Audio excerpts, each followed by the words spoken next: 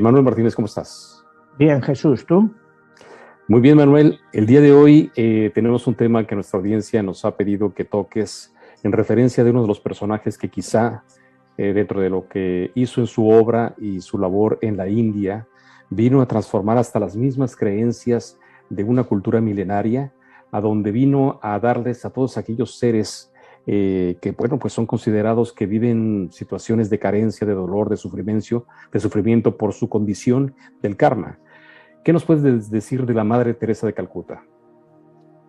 Bueno, la Madre Teresa de Calcuta ha sido, pues podríamos decir, una persona clave en el siglo XX. Y te digo clave sobre todo en relación al mundo católico. El mundo católico, pues, ella ha representado un ejemplo de bondad y sacrificio, pues que hacía, yo creo, quizás siglos que no se recordaba, ¿no? Y además es una cosa pues que estuvo presente en la vida de casi todos nosotros, porque la Madre Teresa se convirtió en una persona totalmente mediática. O sea, es una persona a la cual la prensa pues normalmente alababa, ganó el Premio Nobel de la Paz en 1979, también la prensa tuvo sus detractores, aunque no tanto, pero fue una persona, pudiéramos decir, no ya altamente controversial, sino que mucha gente pensaba que sus puntos de vista eran extremadamente conservadores. Fue llevar al catolicismo a su extremo más conservador, pero a la vez ella dio ejemplo de vida de las palabras de Cristo en su forma más radical de ayuda a los pobres. Entonces, claro, cuando tú mezclas todos estos elementos, pues lógicamente vas a tener personas que te admiran y personas pues a la cual les vas a causar un cierto rechazo. Ella fue pues realmente admirada a nivel general, no solo ya por católicos, sino como por hindús, por su vida en la India, ¿no? Recuerda, ella siempre recordaba unas palabras de Gandhi, que decía Gandhi, si los cristianos actuaran como dice el Evangelio, aquí no habría hindús en la India, todos serían cristianos. O sea, esta frase te viene a definir un poco la verdad de lo que es el cristianismo en sí, hoy en día a nivel mundial, que el cristianismo, el Evangelio es muy bonito, pero a la hora de la verdad, pues el problema pues somos los cristianos, ¿no? O sea, lo que representamos el mundo cristiano. Y la Madre Teresa trató de llevar a ese cristianismo pues de una forma radical, muy conservadora, pero a la vez muy abierta.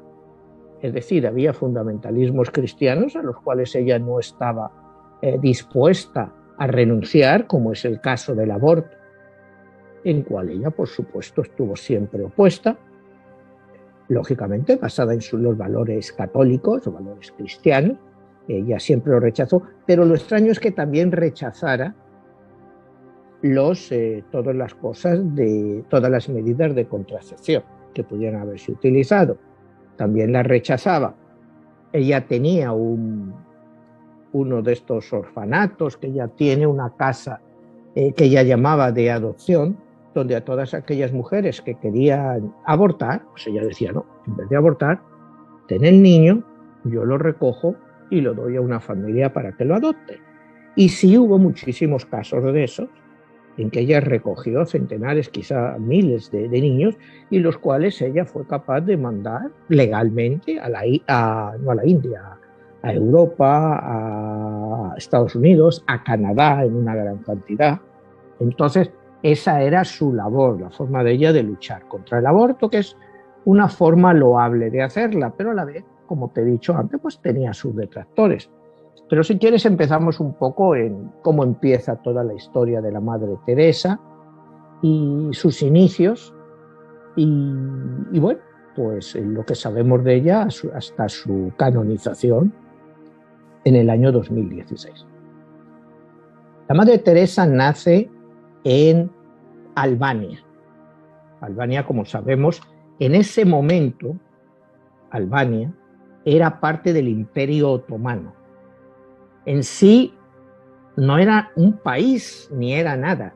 Hoy en día la ciudad donde ella nace, la Aldea, el pequeño pueblo donde ella nace, sería parte de lo que se llama Macedonia Occidental, que seguramente muchos de nuestros telespectadores no saben hoy en día ni dónde está Macedonia Occidental, porque es un país relativamente nuevo, que surge primero Albania se podía considerar también, aunque era parte del imperio, como te digo, otomano, como Yugoslavia, porque entonces estaba encuadrado dentro también de lo que era Yugoslavia. O sea, es esa época en Europa donde pues llegaba el imperio austrohúngaro, llegaban los otomanos, llegaban los otros, unos tomaban una parte, otros tomaban otra. Entonces, difícil calificar la identidad. Pero bueno, partiendo de eso, hoy sería lo que es Macedonia Occidental, que como te digo, cuando Yugoslavia se rompe con la guerra de los años 90, con la famosa guerra de los Balcanes, que fue la más sangrienta que se ha sufrido en Europa después de la Segunda Guerra Mundial, pues Yugoslavia se parte en 6 países diferentes. Uno de ellos es Macedonia, y luego Macedonia, a su vez, se rompe en Macedonia Oriental y Macedonia Occidental. En fin, una zona de Europa que ha sido siempre muy convulsa, toda esta zona de los Balcanes. Y ahí es donde nace la Madre Teresa. La Madre Teresa se llama Ahmet Gonca Bojaxhiu. Ahmet Gonca Bojaxhiu es su nombre de pila. Nace un 26 de agosto del año 1910. Cuando sumamos todos sus números, pues nos da un número muy raro para una persona con esta vida, porque nos da 2 más 7, nos da un número 9. Que si bien un número 9 es un número que está siempre cambiando, es un número que nunca tiene paz, en ese aspecto sí la aplica, pero es un número inconcluso, donde siempre dejas cosas pendientes, siempre te van cayendo unas cosas encima de otro, te van cayendo todo lo que los demás números dejan atrás. Y en este caso quizás sí se la pueda aplicar en ese aspecto a la Madre Teresa, todas esas contraindicaciones que lleva en sí un número 9. Pero bueno, es lo que es y cada uno nace con un número y bueno, pues es también, como hemos dicho muchas veces, no hay números mejores o peores, es como tú aproveches las oportunidades o desventajas que te da ese número. Partiendo de eso, diremos que nace dentro de una familia de padres muy católicos, padres extremadamente católicos, que también es un problema, como te digo, en una parte dominada por el Imperio Otomano, donde predominaba el Islam, ya desde el principio, y esa parte era todo muy islámico, sí había católicos, pero eran minorías. Ella nace en una familia muy católica, ya desde los 12 años ella siente una gran vocación religiosa y quiere dedicar su vida, como ella dice, quiero dedicar mi vida al Señor, a Cristo, a llevar la palabra de Cristo y sus obras. Su madre la apoya, y es en el año exactamente, ella nace en 1910, con 17 años, es decir, en 1927-28, cuando ella se traslada a Irlanda, a la escuela, al colegio de las Hermanas del Loreto, exactamente el 26 de septiembre de 1928, es decir, con apenas 18 años. Ni siquiera, o sea, los acababa de cumplir en agosto, ya era exactamente 18 años mayor de edad. Se va al Loreto, en Irlanda, ingresa en la Orden del Loreto, con la misión, bueno, pues como novicia y, entre otras cosas, aprender inglés bien, porque ella quería ser misionera. Ella ya desde niña tenía la vocación de ser misionera. Entonces, bueno, pues llega allí a Irlanda. Pues al principio es un poco, pues, un choque cultural importante. Imagínate venir de Albania, de una zona prácticamente musulmana, a ingresar en un convento del Loreto en Irlanda, un país 100% católico. Pero a ella, lógicamente, la gusta, está más en su ambiente.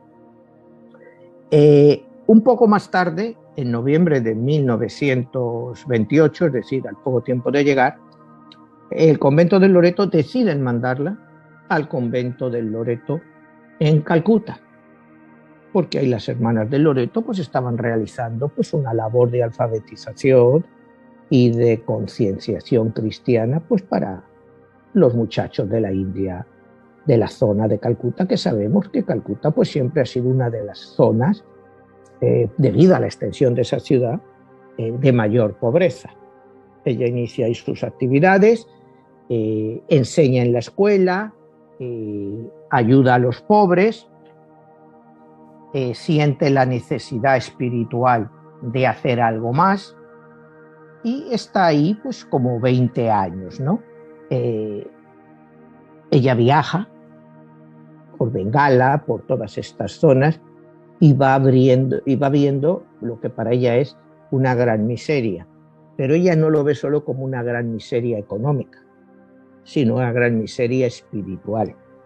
El abandono de la gente, el abandono no solo de los pobres, sino el abandono de los desamparados totalmente, gente que se moría de hambre en las calles, gente que no tenía donde, como dice el dicho, donde caerse muerta, y ve que era eso lo que la rodeaba.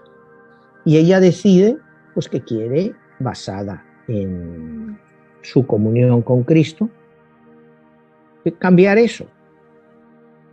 Ella llega a un momento dado, lo que ella llama el día 11 de septiembre de 1946, es decir, ella ya tiene 36 años, cuando ella tiene lo que ella llama su gran llamada. Ella tiene como una llamada interna en la cual pues tiene pues una cierta revelación de que ella debe de hacer algo nuevo. Y es cuando decide que va a dejar la Orden del Loreto para empezar, no lo que en principio iba a ser luego más tarde su nueva orden, sino para empezar una experiencia propia.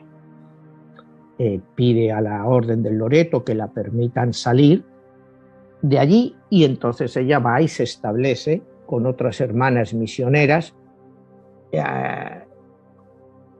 las llama al principio hermanas misioneras, y van estableciendo una especie de albergues para miserables ahí en las zonas más pobres de Calcuta. Al principio inauguró una escuela que ella pronto que la llamó la Escuela de los Hambrientos. A comienzos del año 49 se le unió un equipo de mujeres jóvenes voluntarias para empezar a hacer una nueva comunidad de ayuda para todos estos necesitados. Un poco después, en el año 1950, funda la primera casa de ayuda a los muertos en el sentido a gente que fallecía en las calles y que ella los llevaba a su centro para que pudieran morir en paz, para que no murieran en la calle. Vamos a entender lo que era esto. No es que ella les atendía médicamente.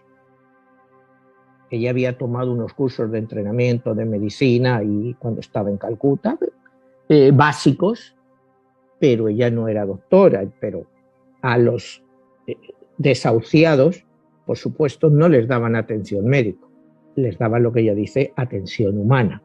Es decir, los encontraban en la calle, los lavaban, los limpiaban, los aseaban y los daban de comer para ayudarles a morir lo mejor posible. O sea, esto era más o menos la idea, que ellos pudieran morir en paz. Y cuando tú lees varios de sus libros, pues hay muchos relatos de algunos de estas personas. Sí, me ibas a preguntar. A ver, Manuel, para entender más o menos el contexto de lo que estás planteando de su gran labor, ¿qué representa ir una persona con una creencia, con la fe cristiana, a un mundo totalmente diferente como la India, a donde se habían creencias, como bien lo dices, de la parte hinduista, de que tú vives y padeces la circunstancia en la que estás viviendo, tanto de riqueza, de pobreza, de salud o de enfermedad, según tu karma. ¿Cómo es que ella viene a aportarle a la India una transformación tan radical e ir en contra de ese mismo sistema de creencias y darles una calidad de vida diferente a las personas? Bueno, vamos a partir del hecho, como tú dices, India es un país en que el 80% de la población son hindús, o sea, practican el hinduismo en todas sus diferentes versiones. Hoy en día hay como un 15% de musulmanes, o sea, es el tercer país del mundo con mayor número de musulmanes, es la India. Y el cristianismo pues solo es y sigue siendo aproximadamente un 3% de la población. Estás hablando de que el cristianismo pues en la India pues es totalmente minoritario. O sea, es totalmente minoritario, prácticamente pasa desapercibido. O sea, India, acuérdate que es un país muy tolerante, pero el cristianismo con un 3% de la población, que claro, si lo miras en números, una población como la India de 1.350 millones de habitantes, pues 1.350, un 3%, pues estás hablando que tienes pues un 44, 45 millones de cristianos, que es, bueno, es bastante. Pero claro, en una población como la India de 1.350, pues no es prácticamente nada. Ella, y dices tú, ¿cómo la aceptan? Ella no va al principio, nunca la idea de ella es convertirlos al cristianismo. La idea de ella es dar un ejemplo de lo que los cristianos deben de hacer, que es muy diferente. Se dice que ella consiguió pues como unas 30.000 conversiones de hindús, que otra vez, cuando tú miras una población de 1.350 millones, pues no es nada. O sea, no es nada, pero la idea de ella era otra, es ayudar a todo el que estuviera necesitado, no solo, como te decía, materialmente, sino espiritualmente. Y le daba igual el tipo de religión que tuviera. Ella te podía atender a un hindú moribundo, como a un musulmán, como el que fuera, cualquiera una de las múltiples jainistas o cualquier religión que se practicara en la India.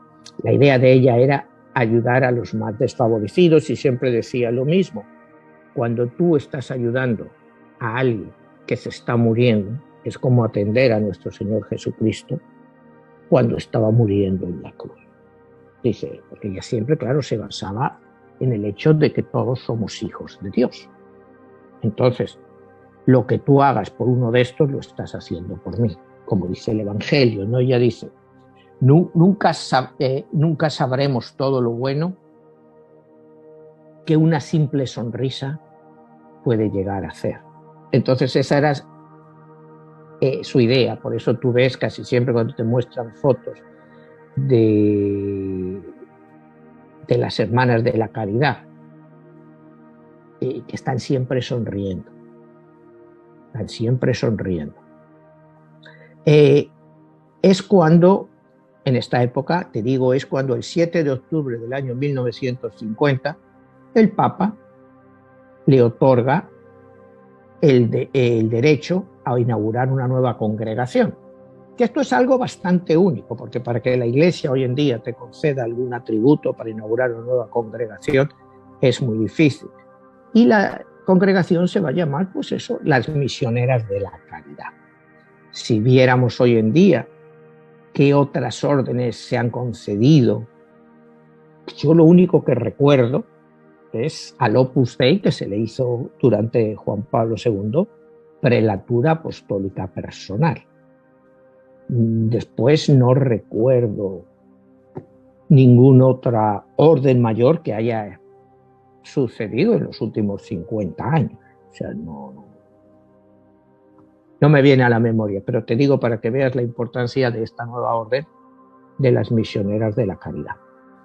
Ella sigue en su labor, empieza a inaugurar centros de refugiados, cuidado de refugiados que vienen de otras partes, a los niños abandonados, discapacitados, alcohólicos, pobres, en fin, empieza a inaugurar centros, pues al principio con unos medios económicos muy limitados,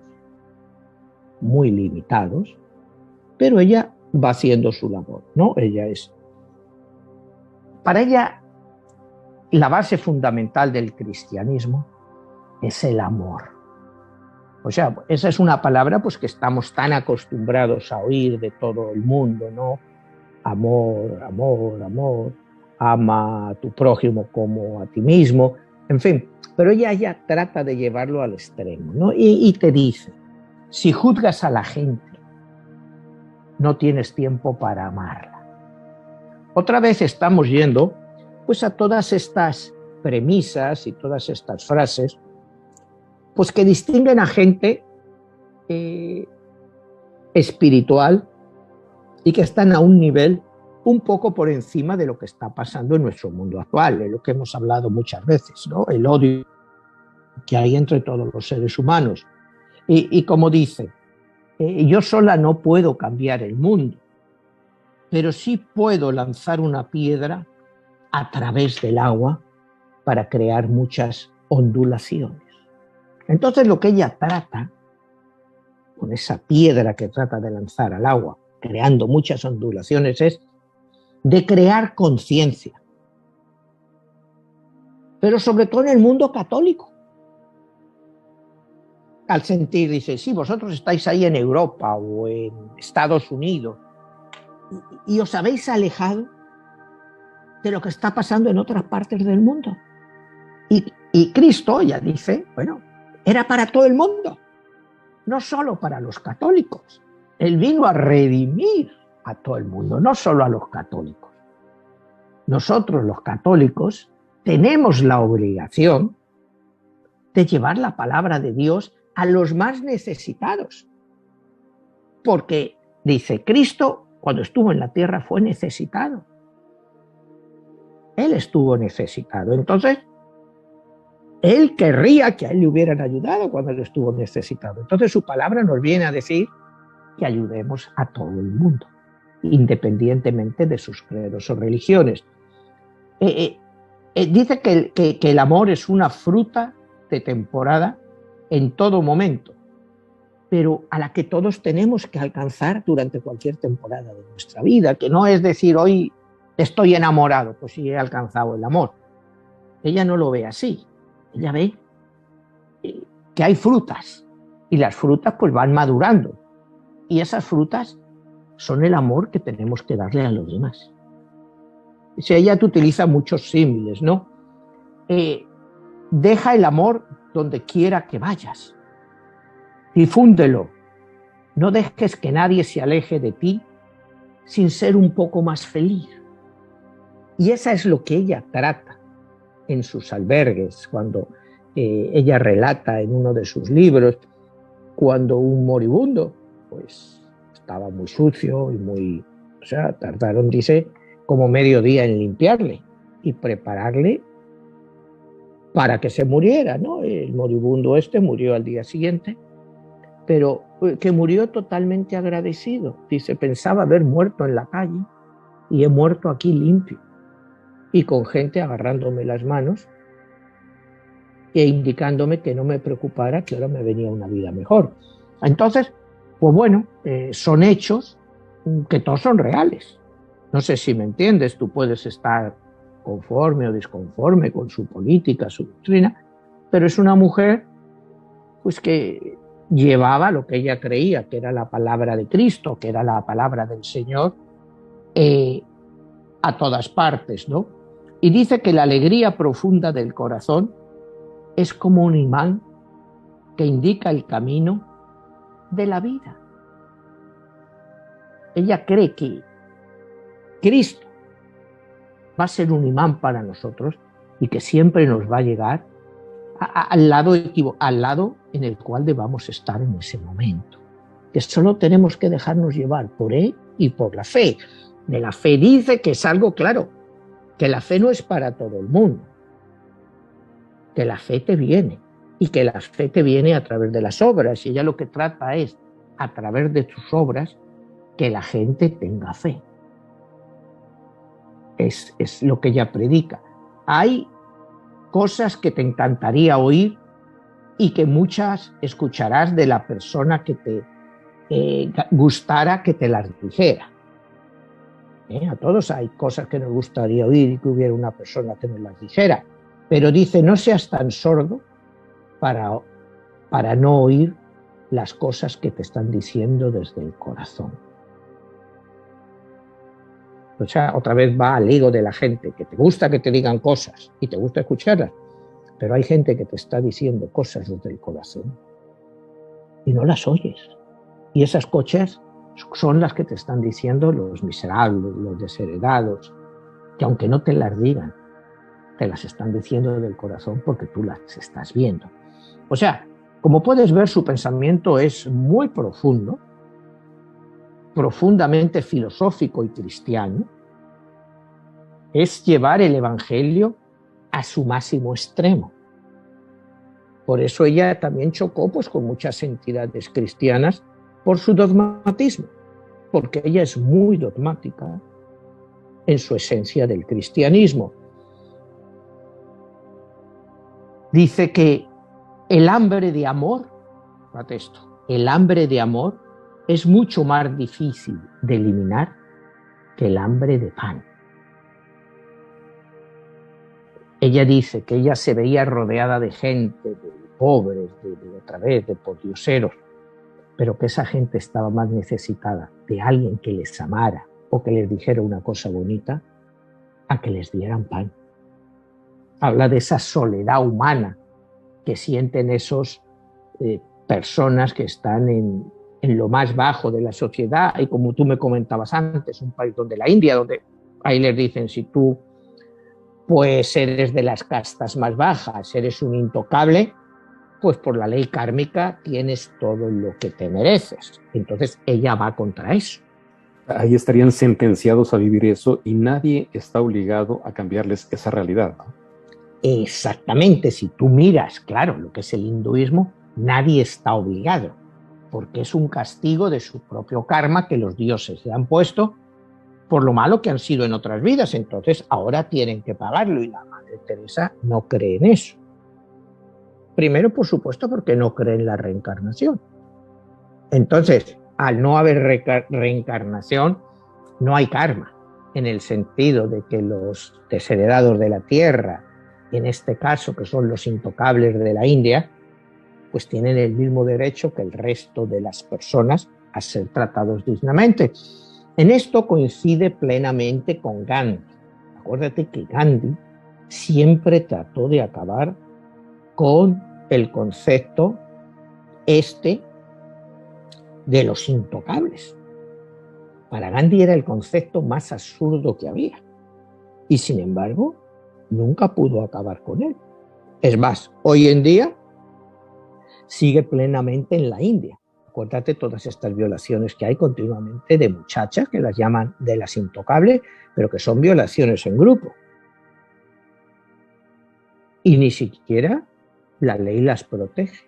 Es muy raro. Últimamente pues sí se han dado casos en que les han perseguido, pero en aldeas tribales, en un país como la India, pues eso es peccata minuta. Eso es algo que vemos todos los días. Dice que la revolución del amor comienza con una sonrisa, es lo que comentábamos antes, siempre la sonrisa. Y por eso es como te comentaba, es muy raro que tú veas una foto o estés hablando en un centro de la Madre Teresa, que las misioneras de la caridad no estén siempre sonriendo. Dice, sonríe 5 veces al día a quien en realidad no quieras sonreír. Debes hacerlo por la paz. Yo no sé si tú conoces el centro de aquí de las misioneras de la caridad. Yo lo he visitado en un par de ocasiones, ¿no? Y la verdad es que sí.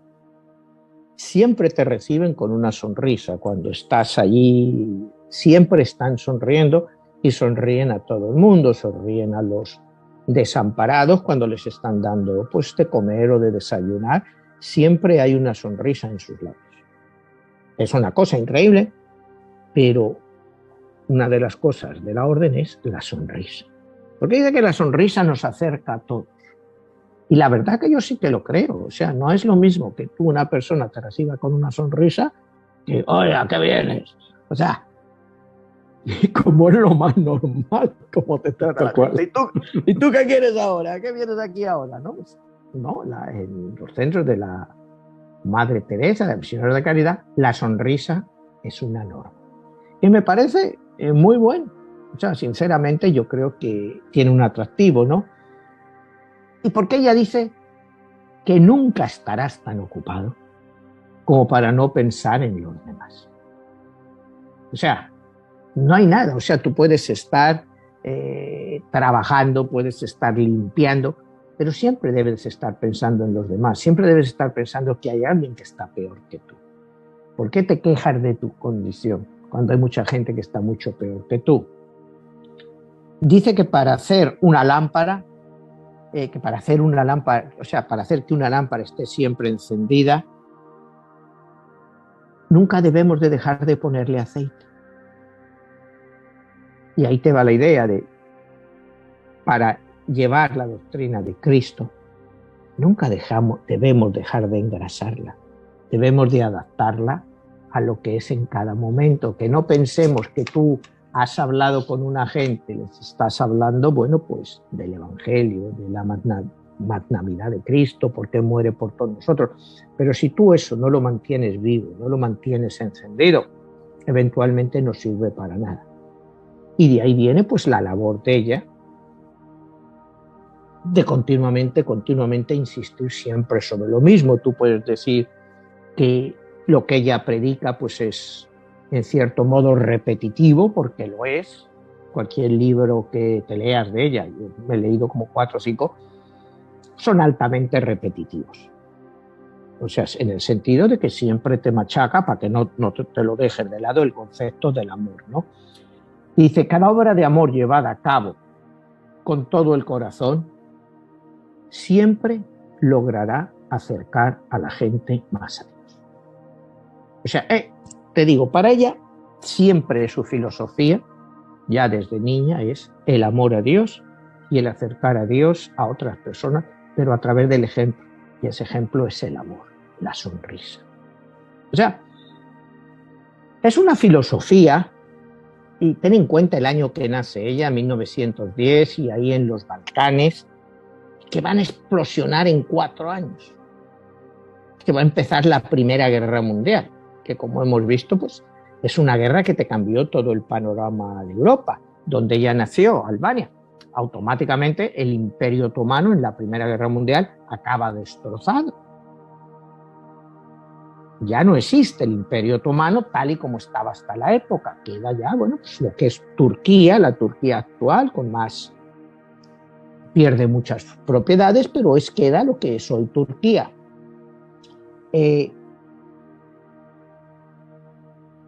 dice, bueno, después de todo esto y que ha pasado todo, la guerra, la Primera Guerra Mundial, cuando ella llega al Loreto, ya cuando llega al Loreto, como te decía, en el año 28, pues ya en Europa otra vez estaban sonando pues las campanas de guerra.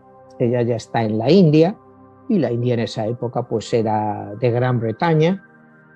Hitler ya pues estaba en el poder, ya la Segunda Guerra Mundial estaba pues a la vuelta de la esquina, y ella dice, no siempre podemos hacer grandes cosas, pero sí que podemos hacer cosas pequeñas con gran amor. O sea, son frases que cuando las analizas tienen mucho sentido. O sea, y dice que el primer gran amor empieza siempre en la familia. No podemos, o sea, no todo el mundo puede hacer grandes cosas, pero sí puedes hacer pequeñas cosas, pero que se vean que las has hecho con amor, tanto para tu familia como para tus vecinos. Porque ella considera que toda la humanidad para ella es sus hermanos. Ella se siente unida a todos ellos. Y dice una frase muy buena ahí en la India, ¿no? Dice, vive sencillamente, para que otros puedan simplemente vivir algo mejor. ahí es donde te viene el sentido de la caridad. Vive más. Simplemente, o sea, no malgastes, no abuses de lo que tienes, ¿no? Sino, bueno, pues gasta menos y da más para que otros puedan vivir un poco mejor. Y en uno de sus libros comenta una de estas anécdotas de una señora india bastante rica, una hindú bastante rica, que se compraba el shari, la túnica que ella llevaba, un shari, que costaba 8.000 rupias. A lo que estuviera la rupia entonces, 8.000 rupias, pues bueno, a lo mejor que una persona ganaba 100 rupias al día.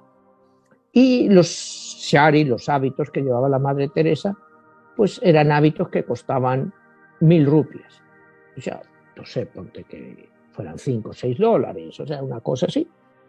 Y entonces esta señora le dice, ¿qué debo de hacer, madre? Y dice, bueno, pues en vez de comprarte un shari de 8.000 rupias, empieza comprándote uno de 4.000 y da el resto a los pobres. Entonces, pues cuenta que esta señora se siente muy conmovida y se empieza a comprar sharis de 1.000 rupias como el de la Madre Teresa. Y entonces la Madre Teresa le dice, no hay necesidad de llegar a eso tampoco. O sea, no hay necesidad de llegar a eso. O sea, yo no te estoy pidiendo que dejes de vivir tu vida a un cierto nivel, sino es que parte de ese nivel innecesario que tienes se lo des a otros. Y creo que es una reflexión que ahí hacen pues muy interesante, ¿no? O sea, a veces en las vidas nuestras, y claro, en una situación de miseria como la de Calcuta, pues es una reflexión que te viene a decir, bueno, ayuda más a la gente.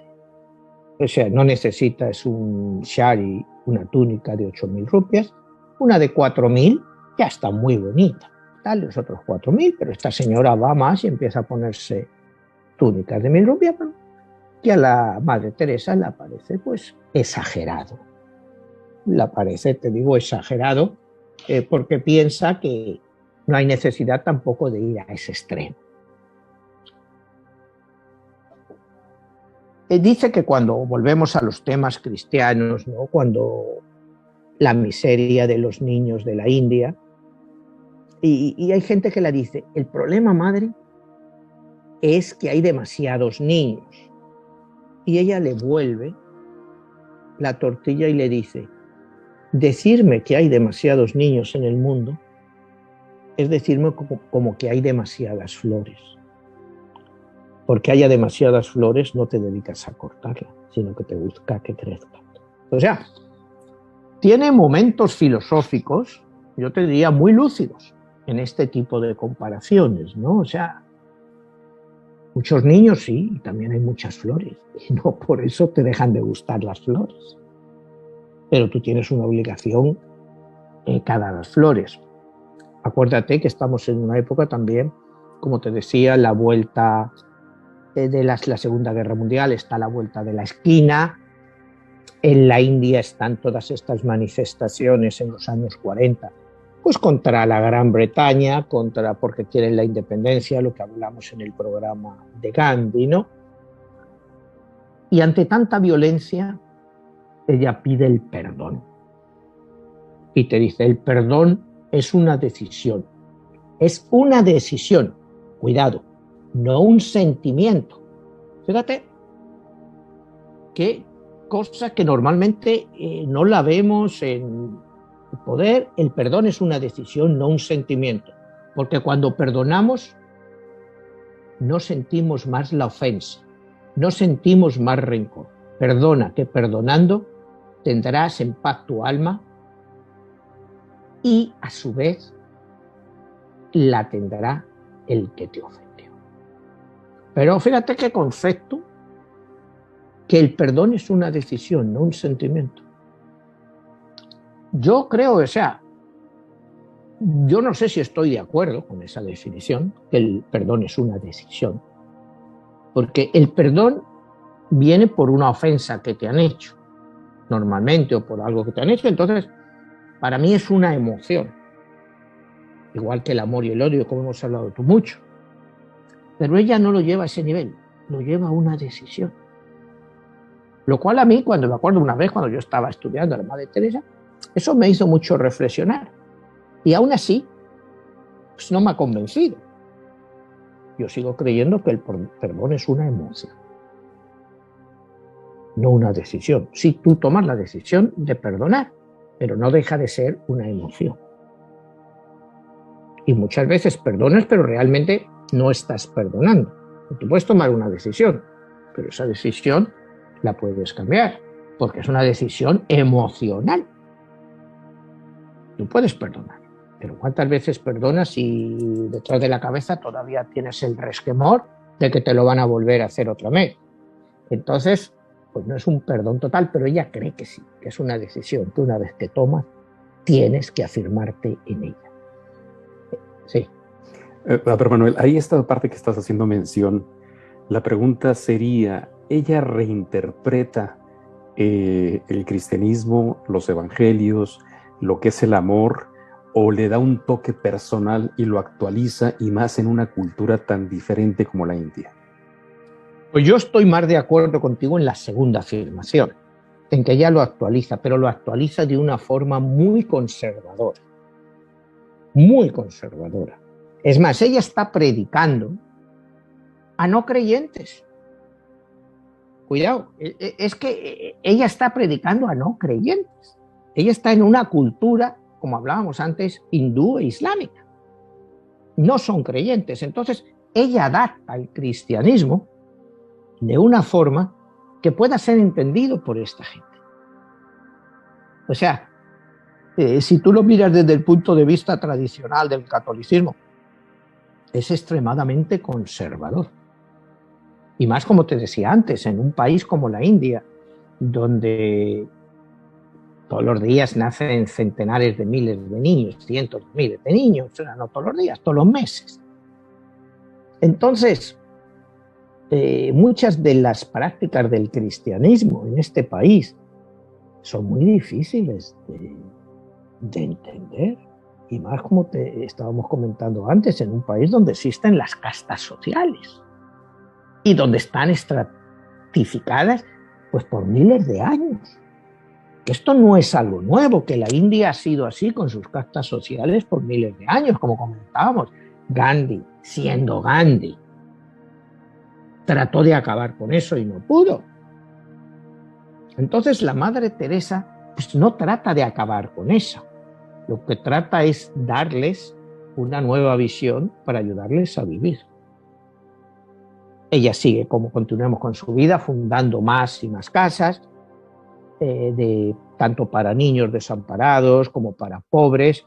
Empieza a crear pues, un montón de centros de las misioneras de la caridad, conventos por toda la India. Se va expandiendo por todo el mundo. Es lo que la dicen, bueno, ¿y no tienes bastante con la India? Dicen, no, yo quiero expanderme pues por todo el mundo para los más necesitados. Abre centros pues en los sitios más miserables de Europa, en las grandes ciudades, en los barrios más pobres.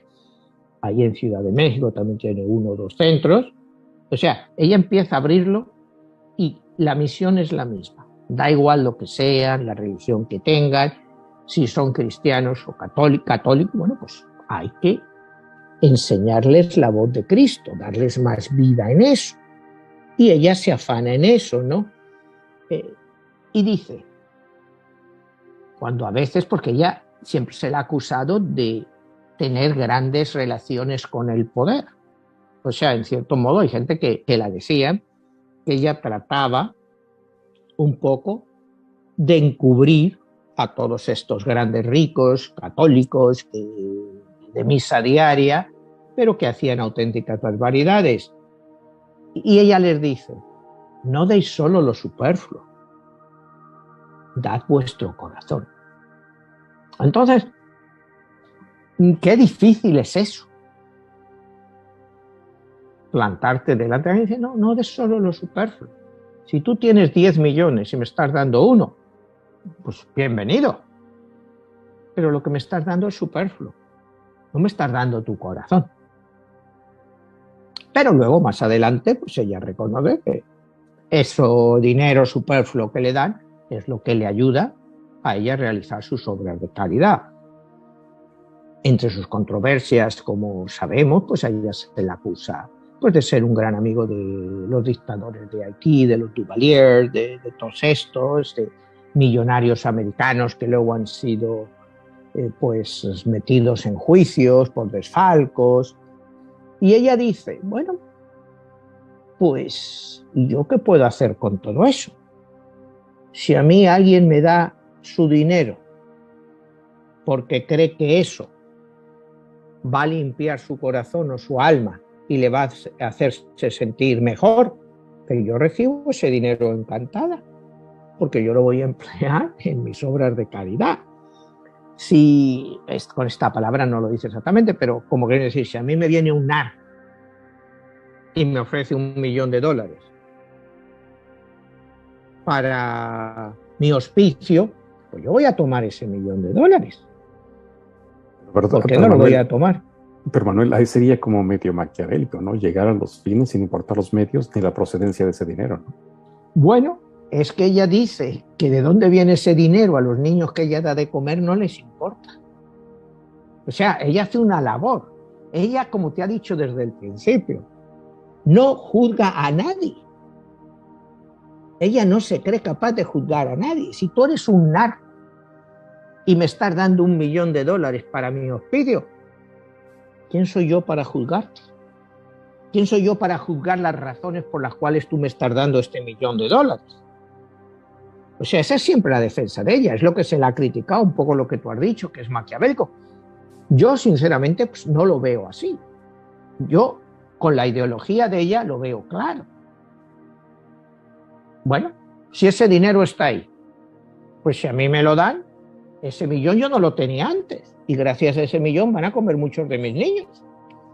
¿Qué hay de malo en que yo coja ese millón?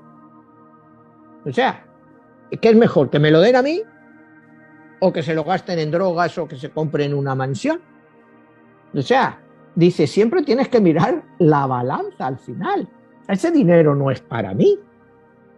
Como dice ella, ese dinero yo lo utilizo para caridad y yo no pregunto su origen. Dice, yo no pregunto su origen. Dice, yo no estoy aquí para juzgar a nadie. Si tú me lo das, pues yo lo voy a tomar. De la forma que tú lo hayas conseguido. Ese es un problema entre tú y Dios, pero no un problema entre tú y yo. O sea, esa es su explicación. Que ella no siente, como te digo, en el hecho ese siempre de nunca juzgar. Entonces, bueno, pues $1.000.000, muchísimas gracias, bienvenido. Dice que, como te digo, la sonrisa, la alegría para ella, la alegría que ves en sus conventos, en sus misiones, dice que la alegría es una red de amor, que esa alegría se transmite, es una red de amor en la que se pueden encontrar muchas almas. A esa alegría se pueden acoger muchas almas. Y bueno, en cierto modo es cierto, ¿no? No es lo mismo ver a la gente alegre. Oye, tú lo ves aquí en los protestantes, todos los signos negros, tú te vas a una iglesia protestante, estás viendo que todo es alegría en esa ceremonia. La gente cantando, todos llenos de alegría, dando gracias a Dios. Muy diferente a lo que es una iglesia católica. Todos serios, todo ahí, todo el mundo con el sentimiento del pecado, de mea culpa, todo es culpa mía. Y ella dice que no, que hay que tener alegría, que la vida es alegría y que las almas se adhieren a esa alegría, ¿no? Y te dice que, claro, el problema fundamental, que la falta de amor, pues es la mayor pobreza que existe. Y desgraciadamente es la pobreza más generalizada. Y tiene un punto. O sea, no la podemos negar. Esa filosofía de ella, que como ves es una filosofía totalmente nueva.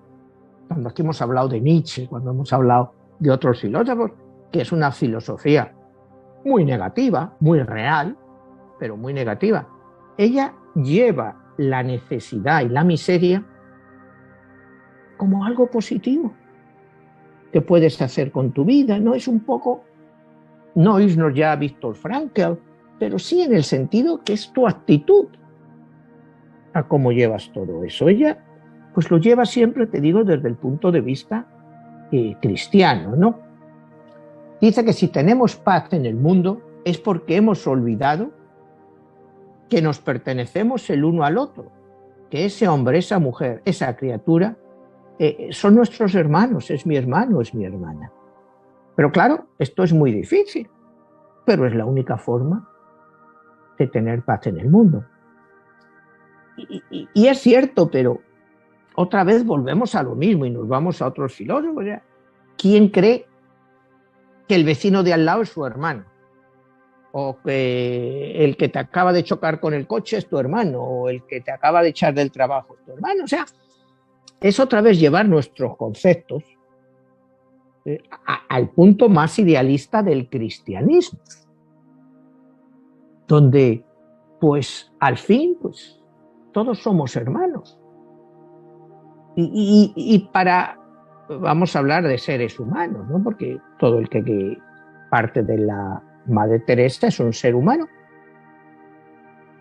¿Cómo un ser humano de ahí, de donde estás tú, de la Ciudad de México, puede ser hermano de un ser humano en Singapur? O sea, es muy bastante problema es que ese ser humano de Tepito sea hermano de uno que vive en Lomas. Con eso sería suficiente. Y lo veo muy complicado, por ponerte un ejemplo, ¿no? O sea, es un ejemplo. Entonces, ¿cómo puede hacer creer a la sociedad en la que vivimos y la sociedad en la que ella se estaba desarrollando? Estaba ya la Segunda Guerra Mundial con todo esto que hablamos. ¿Cómo puedes pensar que un nazi es hermano de un inglés cuando se estaban matando en los campos de batalla? O sea, creo que ella, como te digo, lleva sus conceptos, no te iba a decir ingenuamente, filosóficamente, a un nivel que ella sí ha alcanzado, pero que el resto de los seres que habitamos aquí en esta tierra es muy difícil de alcanzar. O sea, todas estas cosas en el papel son muy bonitas. Ella trata de hacerlas en la práctica. Cuidado, eso es lo que es admirable, que todo lo que dice lo trata de hacer. Y trata de convencer a otros para que lo hagan, ¿no? Dice que nuestro examen de conciencia es en el cual nosotros vemos el espejo de nuestros logros y a la vez donde vemos nuestras dificultades. Por eso debemos enfrentarnos a ese examen de conciencia con sinceridad y con amor. Otra vez lo mismo, amor. Hacer un examen de conciencia. Yo creo que sí, que cuando tú haces un examen de conciencia, debes de ser sincero contigo mismo. Con amor se refiere con amor a ti mismo, que también es un poco pues, la filosofía del New Age que vemos hoy en día, amarte a ti mismo, ¿no? Se adelanta un poco a todos estos movimientos que empiezan en los años 60, 70, ¿no? Te dice, cuando ella va pidiendo dinero y le da igual, y como te digo, ir a ver a un gobernante, a un presidente, ella siempre va pidiendo dinero, pero no para ella, para sus pobres. Dice, el dinero solo puede comprar cosas materiales, como alimentos, ropas y vivienda, pero siempre se necesita algo más. Hay madres y padres que no pueden curar sus males con el dinero, sino solo con amor. Otra vez vuelve a lo mismo, que el dinero cubre necesidades materiales, pero al final lo que necesitas es amor. Y eso está muy claro. Nosotros vemos, pues, series de televisión, te hablo de eso porque son cosas que todos vemos, de estas populares tipo Los ricos también lloran y cosas de estas, ¿no? Donde, pues sí, el tener mucho dinero pues te da pues una sustancia material, puedes vivir bien, puedes comprar lo que quieras, pero eso no te garantiza tener el amor. Ella dice que es preferible tener el amor al dinero. Y otra vez vamos a la realidad que nos rodea. ¿Qué es preferible en esta vida? ¿Tener amor o tener dinero? Pues yo creo que la mayoría de la gente, porque todo el mundo, digamos, gente que ya ha experimentado el amor y que ya ha experimentado muchas cosas, te va a decir que es mucho mejor tener dinero que tener amor, porque el amor va y viene. Y el dinero, si lo sabes cuidar, igual lo puedes tener para siempre, no si lo tiras. Pero el amor es algo, claro, el concepto de amor de ella es un concepto de amor muy diferente al concepto de amor que nosotros experimentamos. Porque para nosotros, como hemos hablado otras veces, el que es un sapiens, que cree en la evolución, o el que es un ser humano, que cree en todo esto, estos conceptos de la Madre Teresa, el amor lo podemos desarrollar normalmente en nuestro entorno familiar. Y ella dice que es el primer lugar donde debes de experimentar el amor, en tu entorno familiar, y de ahí desarrollarlo para afuera. Yo entiendo su postulado de que el amor lo puedes desarrollar, por supuesto, en tu ámbito familiar. El problema es pasar a ese ámbito generalizado de amor. Ahí es donde ya veo yo más un poco, no sé, que ya es la búsqueda de lo imposible, ¿no? El amar a todos. O sea, ya todo esto es pedir demasiado a la gente. O sea, yo sigo creyendo, para mí mi filosofía es la filosofía del respeto. Yo no creo en el amor. En el amor te digo generalizado. Tú puedes amar en tu vida a unas pocas personas, unas cuantas, limitadas, porque tu amor tampoco es ilimitado. Pero sí puedes aprender a respetar a todas las personas. Si todos nos respetáramos los unos a los otros, pues no tendríamos los problemas que tenemos. Pero no respetamos. O nos volvemos a Nietzsche. ¿Te acuerdas cuando Nietzsche decía cómo podemos odiar a nuestros sirvientes o a la gente que es pobre? Solo podemos odiar o despreciar a lo que está a nuestro nivel o superior. Porque a una persona que trabaja para ti, ¿cómo lo vas a odiar? Lo puedes despreciar. Pero odiarle, ¿cómo vas a dar tu odio a esa persona? Manuel, ya perfilándonos al final del programa, me surge esta reflexión. La Madre Teresa de Calcuta, en cierta medida, ella es una reformadora y de las creencias de la India, como bien lo planteamos en un principio, y ella plantea lo que viene siendo la segunda oportunidad para todas aquellas personas que están sentenciadas. Segunda oportunidad, yo te diría última oportunidad. Última oportunidad en el principio cuando es de morir dignamente. Es morir dignamente. Entonces, como te decía antes, con todas sus nuevas reformas, sus misioneras de la caridad, que es hoy en día, fíjate qué datos más curiosos, las misioneras de la caridad tienen como 3.500 miembros, o sea, 3.500 misioneras a nivel mundial. Es la única orden que tiene que rechazar jóvenes que quieren entrar en la orden. Cuando en todas las órdenes del mundo, Loreto, teresianas, nadie quiere entrar. Y la media de edad en casi todas esas religiones, en todas esas misiones o cuerpos de la iglesia, es alrededor de 60 años. Tienen las monjas alrededor de 60 años hoy en día. O sea, habrá monjas de 28, habrá de 30, pero la media de todas esas órdenes de monjas están alrededor de 60 años. En las hermanas de la caridad, en las misioneras de la caridad, están alrededor de 33 años. Y tienen que rechazar voluntades de jóvenes que quieren unirse a ellas.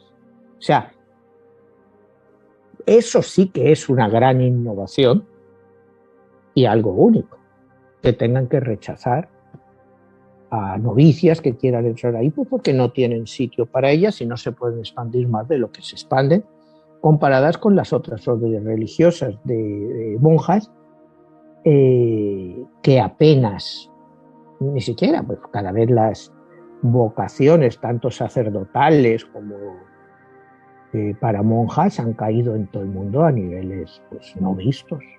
Niveles no vistos, es quizá lo más bajo de la historia. Y sin embargo, las misioneras de la caridad siguen creciendo. Y ya como tú decías, si nos estamos perfilando al final del programa, acuérdate que Teresa de Calcuta hoy es Santa Teresa de Calcuta. Ella fue canonizada en el año, fue beatificada en el año 2003 por Juan Pablo II, con el cual le unía una gran amistad, y canonizada por el Papa, el actual Francisco I. Ella ha sido, hoy ya no es Teresa de Calcuta, es Santa Teresa de Calcuta. Ella había escogido el nombre de Teresa cuando entra en el Loreto, en referencia a su santa favorita, que era Santa Teresa de Lisieux, que era la patrona de los misioneros, y ella siempre quería ser misionera. Había pues mucha controversia en el hecho de hacer a una persona tan pronto santa, porque ella muere en 1997. Ella muere en 1997, 2 años después, según el proceso de la Iglesia Católica, hay pedidos de que esta mujer debe de ser eventualmente santa. Entonces la Iglesia inicia el estudio, es un estudio muy largo, donde pues entrevistaron a 1000 y pico personas que habían tenido relación con ella para empezar a entender la posibilidad de que la Madre Teresa, o por su intercesión, eventualmente se hubieran hecho milagros. El primer milagro que descubren es, un año después, en 1998, una señora que se llama, exactamente es una señora india, que se llama, ¿cómo se llama la señora esta? Aquí la tengo. Se llamaba, bueno, no sé leer bien el indio porque viene ahí escrito en hindú. Entonces esta señora, una joven de 28 años, tenía tumores por un tumor que parecía un feto, de lo grande que era. Imagínate, un tumor del tamaño de un feto. Y la llevaron a ese hospital en la India y la dijeron pues, que eso no se podía ni operar. Entonces el marido de ella consigue una reliquia de algo que había tenido, una cruz o algo que había tenido la Madre Teresa, y se lo lleva al sanatorio y se lo pone pues donde ya tiene el bulto este. Y algo increíble, pues, al día siguiente pues ese tumor había desaparecido. O sea, estos son todos datos contrastados, cuidado, y muy cercanos, 1998. El doctor que la atendía, los doctores en el hospital, pues no entendían. Dijeron, bueno, esto es un caso milagroso, porque científicamente no podemos explicarlo. Esto es algo inexplicable. Utilizo el término milagroso porque es el término pues, que el comité que estaba investigando a la Madre Teresa realizó. En nuestro mundo, el que no cree en milagros, le hubiera dicho un hecho inexplicable. Una de estas cosas que pasan y nadie sabe cómo pasa, pero de la noche a la mañana ese tumor había desaparecido. Entonces, para que un santo en la iglesia para que una persona sea hecha santa en la Iglesia Católica, necesitas probar 2 milagros. Es lo que requiere la ley vaticana, probar 2 milagros. Cuando tú puedes probar un milagro, te pueden hacer beato. ¿Qué quiere decir ser beato en vez de santo? Beato quiere decir que tú puedes ser adorado o ser una inspiración para la gente de tu área. Es decir, si tú, digamos, eres un beat en Italia, pues puedes ser adorado en Italia, pero no se considera que seas digno de adoración en Francia o España. Se quedaría un beato, se queda limitado a su zona de acción geográfica. En este caso, pues a la Madre Teresa hubiera sido una beata digna de adoración y para pedirle cosas, pues en la India.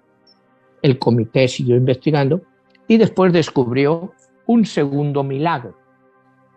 El segundo milagro tuvo lugar en diciembre del año 2005 y fue el ingeniero Marcillo Madat Andrino. Marcillo Madat Andrino, en el año 2008, era un ingeniero brasileño. Este señor fue llevado al hospital con un problema cerebral brutal, tenía como 8 tumores, había tenido pues ataques de estos de epilepsia y de todo este tipo que te dan y no se le podía curar. Estaba ahí en el hospital y su esposa consigue que le den en el centro ahí de la Madre Teresa, en esta ciudad, una reliquia de la Madre Teresa. Se la lleva al señor Andrino y 2 días después pues no había síntomas de que ese señor tenía esos 8 coágulos en el cerebro. Otra vez lo mismo, explicación médica, pues un hecho inexplicable, pues para los católicos que estaban investigando la causa de la Madre Teresa, pues, lógicamente era un milagro que se había hecho por intercesión de la Madre Teresa. Y ya con el segundo milagro es el actual Papa Francisco I, en el año 2016, en el que la nombra Santa Teresa de Calcuta. Y ahí tenemos, bueno, pues como te digo, una historia muy reciente, porque es una historia que todos hemos conocido, todos hemos vivido, hemos visto los viajes que ella ha hecho, las entrevistas que ha concedido a televisiones. Entonces, pues cada uno se puede forjar su idea de cómo fue la Madre Teresa. Yo la considero uno de los personajes claves del siglo XX y quizá parte del XXI. Las misioneras de la caridad están ahí, están por todo el mundo. Como te digo, cada vez más jóvenes quieren unirse a ellas y ellas pues, no pueden dar más de sí. Y es la labor y el legado de la Madre Teresa. La santidad, bueno, pues esa ya es una labor en la que yo no entro. Existen pues los códigos canónicos, las leyes del Vaticano, pues que consideran que es una mujer digna de santidad. Y si tú miras lo que es su vida, lo que hemos contado, pues sí, ¿por qué no? O sea, si tú ves ahí santos que los han hecho por unas historias que no se las cree ni el que se las inventó, no sé si me entiendes, y los han hecho santos. Y pues ella, yo creo que si tú eres católico, conoces la doctrina católica, pues yo creo que sí, que ha hecho los suficientes méritos como para ser Santa Teresa de Calcuta. Siempre te digo, respetando las ideas de todo el mundo, pero yo creo que desde el punto de vista eclesiástico es una santidad bien merecida, por un ejemplo de vida y de dedicación a los demás. Te vuelvo a decir, no entro en ideologías, pero entrando dentro de los conceptos clásicos del catolicismo, pues creo que es una santidad merecida, extremadamente rápida, porque fue extremadamente rápida, no tan rápida como la del Papa Juan Pablo II, que esa fue también, ha sido una santidad muy rápida. Express. Sí, fue express, ¿no? Pues la popularidad del Papa, pues, pero como te digo, yo no entro dentro de los concilios o de las normas vaticanas, pero considero que la Madre Teresa es, en todos los cánones que se la mire, pues desde el punto de vista católico, digna de santidad. Para mí no hay duda, ¿no? Y su vida es un ejemplo de vida, como hablábamos de las controversias. Pues bueno, sea, si el dinero te viene y puedes dar de comer a 1000 niños, ¿qué más te da a ti? ¿Y de dónde viene el dinero? ¿No? Ya Dios les preguntará a los otros de dónde lo han sacado, como decía ella. Yo para mí es un acto de caridad. Y si es un acto de caridad, está programado por Dios. Entonces, ¿quién soy yo para rechazarlo? Dice, ¿tú te crees que a esos niños que yo estoy dando hoy de comer me van a preguntar que quién ha pagado esas alubias? O sea, ¿quién ha pagado eso? O sea, dice, son cosas sin sentido que a veces entramos en dilaciones o problemas o pues que nos quitan el tiempo para pensar en otra cosa, como decía ella, que no sea el amor. ¿Entiendes? Pues Manuel, muy bien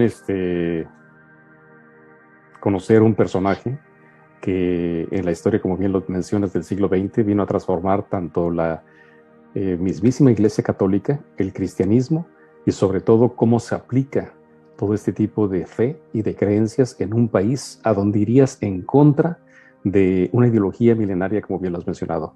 Pues muy bien, Manuel, queda ahorita solamente invitar a las personas que, bueno, pues vayan a las redes sociales, que cualquier persona que quiera escuchar nuevamente estos programas, Spotify, y encontrar tus libros en diferentes plataformas como Amazon, y bueno, lo pueden escuchar de forma de audiolibro.